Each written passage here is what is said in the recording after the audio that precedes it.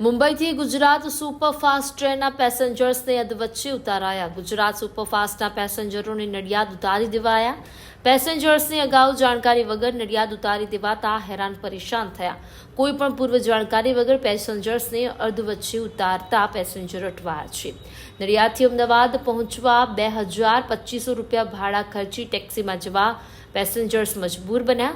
મહિલાઓ, વૃદ્ધો, બાળકો સામાન લઈને રેલવે સ્ટેશન પર રઝળતા જોવા મળ્યા। નડિયાદ બસ સ્ટેશન પર યાત્રીઓની ભારે ભીડ, બસો પણ ખીચોખીચ ભરાઈ જતા ખૂબ જ અગવડતા સાથે મુસાફરો જવા મજબૂર બન્યા। અમે સુરતથી આવીએ છીએ ને તત્કાલમાં ટિકિટ કરાવી હતી। હા, ક્યાંથી ક્યાં જવાનું હતું અને તમને શું તકલીફ પડી? અમદાવાદ જવાનું હતું ને સવારમાં 10 વાગે આપણે સુરતથી બેઠા અમે ને પછી ખબર પડી કે ભાઈ આપણે આ નડિયાદ સુધી જવાની છે, પછી આગળ જવાની નથી। ત્યાં જ એનાઉન્સમેન્ટ કરી નાખ્યો કે નડિયાદ સુધી જ જશે। પછી અમે નડિયાદ સુધી આવ્યા। પૂરી ટ્રેન નડિયાદ ઉપર કેન્સલ કરી નાખી અમે।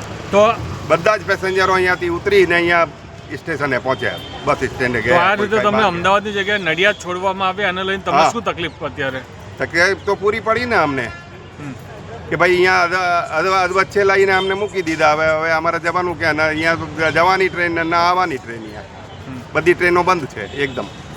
હવે કેવી રીતે અમદાવાદ પહોંચશું? હવે બીજો કોઈ રસ્તો નથી દેખાતો હજુ તો। હવે આ લોકો ક્યારે શરૂ કરે એના ઉપર આધાર હવે ને હવે નહીં તો પછી કોઈ બહારથી કઈ ટેક્સી વેક્સી કરીને જવું પડશે અમારે।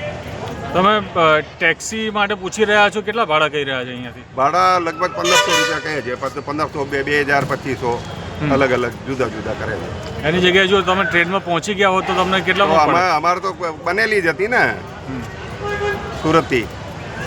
કોઈ રિફંડ આપવામાં આવ્યું છે ટ્રેન? ના, અમે પૂછ્યું જ નથી હજુ કંઈ રિફંડ શું। હજુ તો અમે તો ઉતરીને બહાર આવ્યા ભાઈ કે બધા નીકળી રહ્યા હતા તો અમે નીકળીને બહાર આવ્યા। આવું રિફંડ તો કંઈ આવવાનું નથી।